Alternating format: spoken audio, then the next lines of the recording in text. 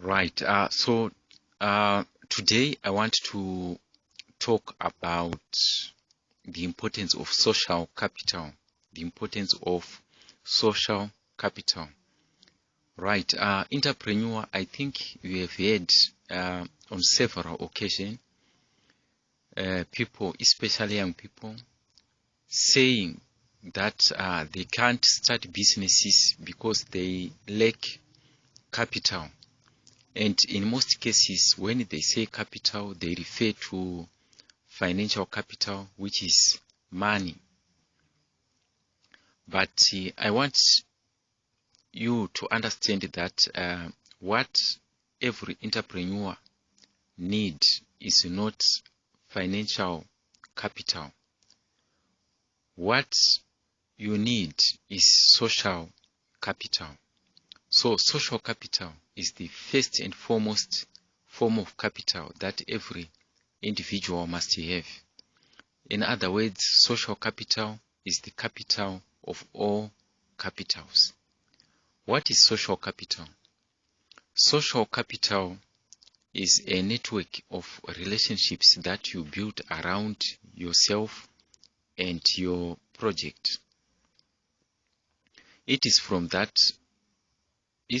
those relationships that you are able to extract factors of production that you need to succeed or even just to get started. How do we develop this social capital? Consider the following approach. Approach, connect, influence. The sequence that you must follow is approach, connect, influence. By approach, we mean you need to be a reacher, to go out there and interact with people. There are various platforms where people meet and interact, be it business seminars, churches, political gatherings, conferences, symposiums. So any place where people meet, you need to be there so that you can interact with that will enhance your chances to meet people who can be of importance in your life. Then by connect, we are saying you need to start serving people, you need to start creating value. When you meet people out there in various platforms and gatherings, the next thing that you need to do is to start serving them, start creating value in their life. In this case, you need to be other-oriented instead of being self-oriented. In other words, you need to start serving other people's interests, advancing their interests in such a way that they begin to trust you, they begin to appreciate whatever you are doing in their life. So what is important here in this case is that you are building trust, and as you know, trust is currency. Every business transaction is built around trust. Where there is no trust, there is no business. So people buy from you because they trust you, and people can give you their resources because they trust you. Then the last part is influence. By influence, the idea here is to sell. So for you to be able to influence people, you need to be a good storyteller. So you need to tell your story, the story about yourself, the story about your business, the story about your product, anything that you are selling. So when you have trust, it's easier to influence people.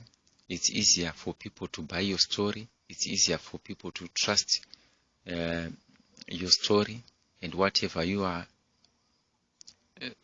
telling them. And it's also easier for them to refer you to other people. Remember, we also get help from friends of friends. Right. So this is how social capital is developed. But I want you to be mindful again of the fact that there are two forms of social capital. There is a negative social capital and positive social capital. Negative social capital in general, it's about you saving people, but they don't reciprocate your effort. They just take and take and take from you. You are creating value in their lives, but alas, they will never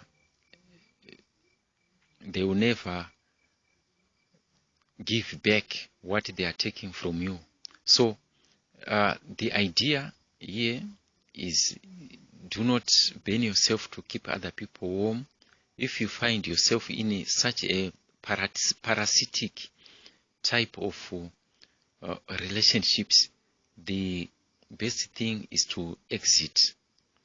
Then positive social capital. This is where people give as much as they take. It's built based on mutual understanding, mutual relationship, not a zero-sum game. So in a positive social capital, people buy from each other, people employ from each other, people help each other. So this is type of an environment which you need to stay. You need to hang around with people with such a positive mindset. People who know that for them to rise, they need to rise with others, not those who say, for me to rise, I have to pull other people down. Right. So if you find yourself in an environment where the value of your social capital is very low, you need to exit, because entrepreneurship is place-based. Entrepreneurship is not an individual thing. Entrepreneurship is built around cooperation, coordination. So this is it. Now, another thing that I want you to understand is that interest is very important. I want to emphasize this point that it's not lack of intelligence that stop people from taking action, or that makes people fail. In most cases, it's a lack of interest. So where there is no interest, people rarely take action. But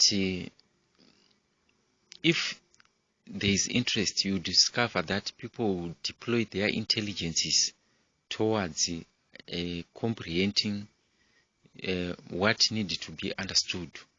Right. So the point that I'm trying to drive here is that when you build your social capital, look for people who share the same interest with you. If you share the same interest, you'd find that the relationship will be near to perfect. People will help you when your interest is serving their interest, or when your ideas relate to their interest. So where there is no interest, or where your interests are parallel to others, right? Do not waste your time trying to build a relationship around that. There is no time to waste. Time is scarce. So look for people who share the same area of interest that you need to pursue. Then you also need to hang around committed people, people who are emotionally committed to a certain thing are better to work with than people who are half-hearted. So when you are building teams, maybe you are extracting human resource from the social capital that you have. It's important to measure, to weigh the emotional commitment these people have, because if you just pick friends and give them some jobs, they will never deliver, because where there's no commitment, people don't just perform. Then you also need to assess values, people's values, because we have a hierarchy of values. In most cases, what I value and what you value may be different things. Some people value relationships more than money. Some people value money more than relationships. So you need to be very mindful of the fact that values are more important as you build your social capital. Try to hang around or to relate with people who value what you value. So when you share the same values, it will be easier for you to work together. Then another important thing on social capital is that you need to be adopted. In the Bible, you discover that in most cases, it's about father and son relationship. Somebody has to adopt you. Jesus said, if your son asks for bread, will you give him a stone? Or if your son asks for fish, will you give him a snake? He was trying to emphasize the importance of a relationship in relation to helping and assisting each other. For instance, when there is a relationship, a mutual relationship, if you ask for bread, you will be given a bread. If you ask for fish, you will be given a fish. But where there is no relationship, if you ask for bread, you will be given a stone. In this case, it's more like you request something to somebody where there is no relationship. They are more likely to ignore you. They are more likely not to help you.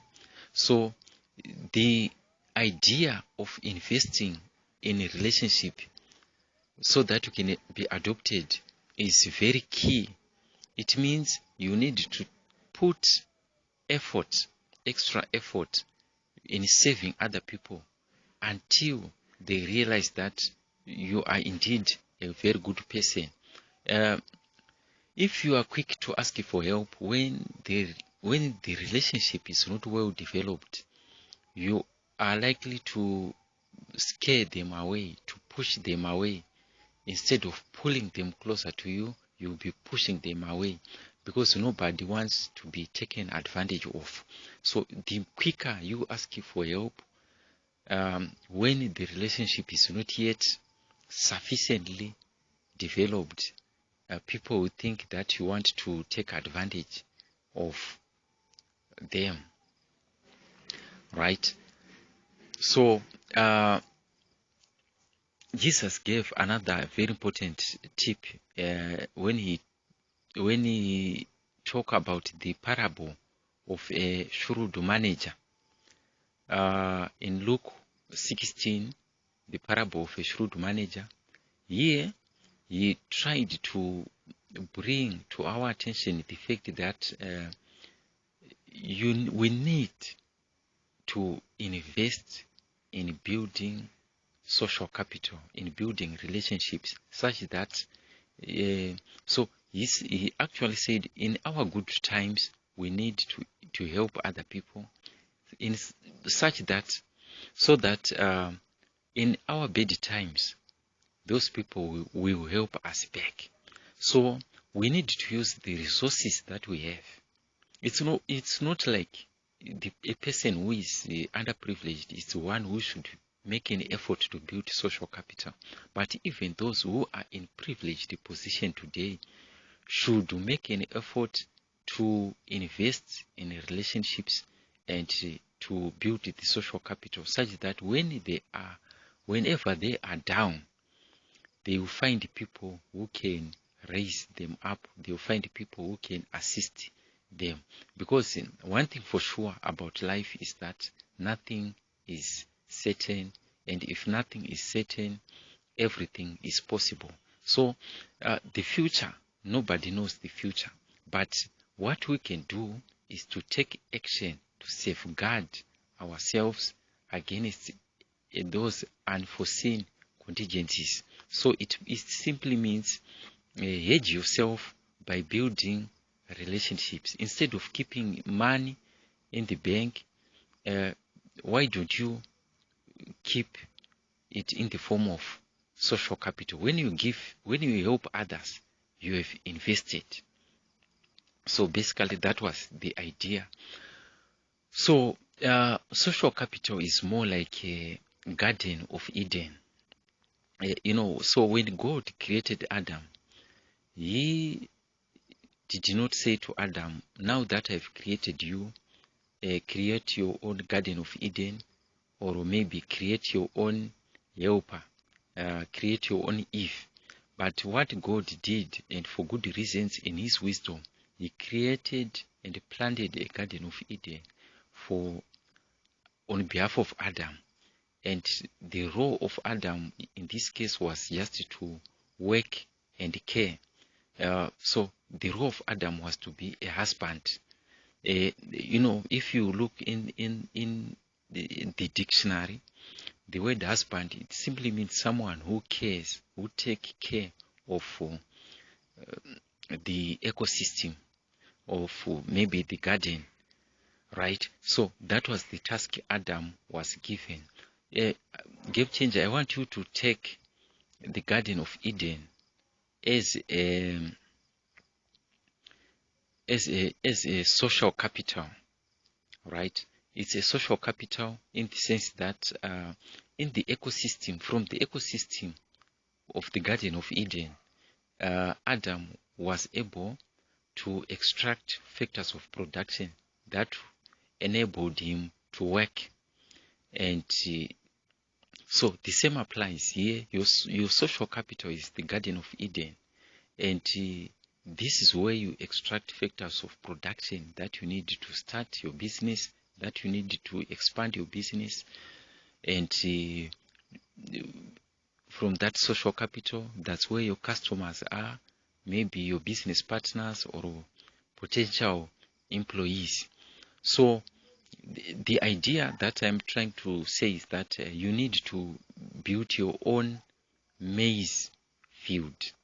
A maize field in the sense that when things go wrong, you need to find somewhere to hide, right? So your social capital is the best place to hide. Game changer, thank you very much for listening. Do not forget to read Matthew 7, verse 7, which say, seek and you will find, ask, you will be given, knock, and the doors will open for you. So seek, knock, and ask.